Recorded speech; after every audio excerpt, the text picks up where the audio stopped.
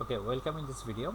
And in the previous video we have seen some instructions and also the statements, how we write the statements in using the assembly language programming. So today in this lesson I would like to show you how to translate the high level language into assembly language.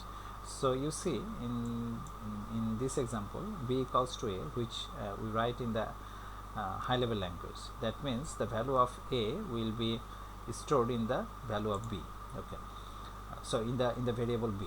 Okay, so how the instructions actually executed in the assembly language. Here you see the operations move x comma a. That means the a first stored in the x registers, and after that the x registers value will be moved to b. So there are two statements will be executed when we use the high level language b equals to a. Okay, so if I go to the next statement, high level language statement, a equals to 5 minus a, we write it when we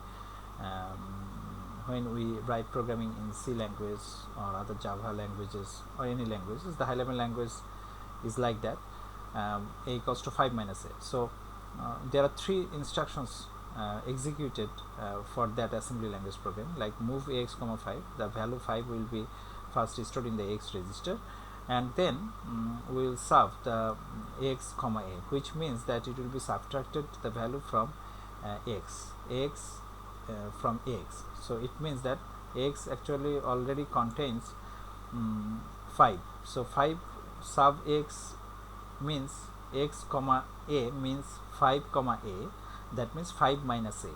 Okay, and after that it will be again stored in the variable a. So how I move it? Move a comma x.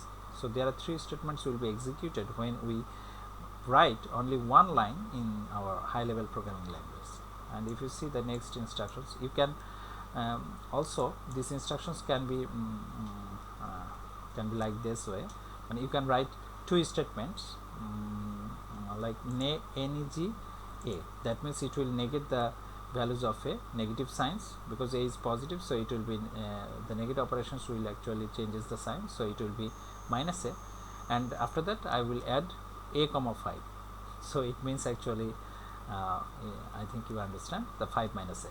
Okay, so then after that it will be again stored in the a variable. And here is another example, a equals to p minus 2 into a. So you can also do that.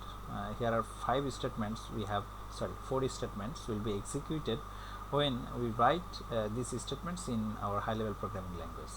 Okay, so now I'm going to show you the programming structures. Before that I would like to explain the memory models, because every time when we are starting a program, we use dot model small or dot model medium. Okay, you see it in the previous lessons, in the previous week lessons. I told you that the memory model is actually used in the programming, and the first line we write it the model, the memory models. So the memory model actually, it means that the size of the code and data in a program which will actually specify the memory model using the dot model directive. Okay, so this is actually the directive name. So dot model is the directive name. So when it gets the by the assembler, so it will understand that what memory actually we want to use. So if I write it small, then it will actually assign the memory for coding in one segment, and for storing the data it will assign one segment for the programming for the total programming. And if I use the medium, then it will assign the code segments more than one, but data in one segment. And if I use the compact, then it will assign code for one segment but data for many segments. And large will actually, so I think you understand, we can use large, huge. Okay, so this is actually the memory models, and we assign the memory model before starting our program. Okay, because first we have to take the space in our memory, that what we want to actually execute. So if our program is very big, and if we store many data in our program, then we have to use medium, compact, large as the programming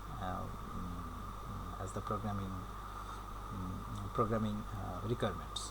Okay, then I can use also the data segments. So here for understanding the data segments by the compiler, we use dot data. So the compiler, the assembler, actually understand that the data segments has actually started from here when I use the dot data. So here word1, word2, message, msg, and mask, these all are the actually variables, and where we define different types of variables. Here actually message, I have set a message, this is a message you see, and word1, word2, they contains value 2 or 5. Okay, so I think you understand. Mask is another constant value which is a binary number 100101, which I stored in the mask variable. So in the data segment, we actually use the data segment for storing the variables in a program. So that is actually the stack segment. So before starting the program, we have to assign the size of the stacks, because the purpose of the stack segment is to set aside a block of memory, you see, to store the stack. So it will actually assign the memories. So when we start the program, then we use dot stack 100h, which actually set, you see, the 100h bytes for the stack area in a program. And then we use the code segment. The code segment actually used in the programming for programming instructions. That means in the code segment area, we actually define many statements, like our main procedure, and if I use move statement, add statement, according to our programming problem. So this is actually the main procedure, this is actually the common thing.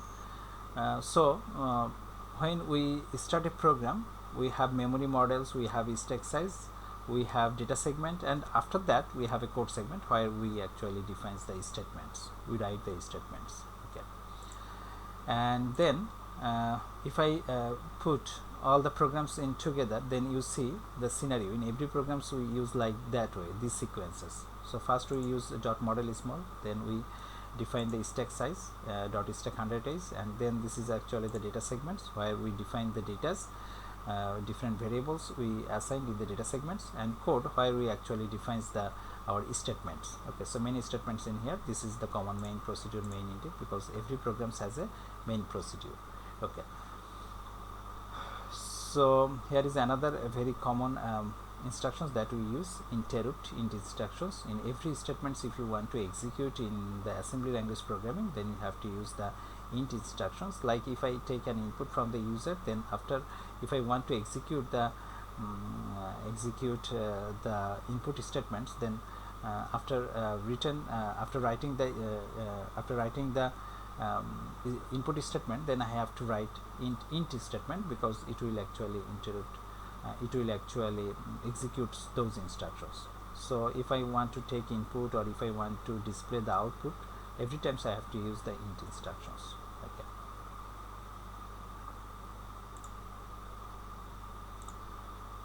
Okay, so in 21h, these instructions has a purpose. It is actually the int21 it is actually a DOS functions. Okay, it is actually a function. Okay, it calls when we want to execute want to complete an executions of a particular instructions. Okay, and here you see the 1 to 9. This is actually function names, and if you use int ah1, okay, so if I want to take a single input, key input, then we can use 1, 2 for single character output, and 9 for the character string output. So I will explain it in the next video. So thank you guys, Allah Hafiz.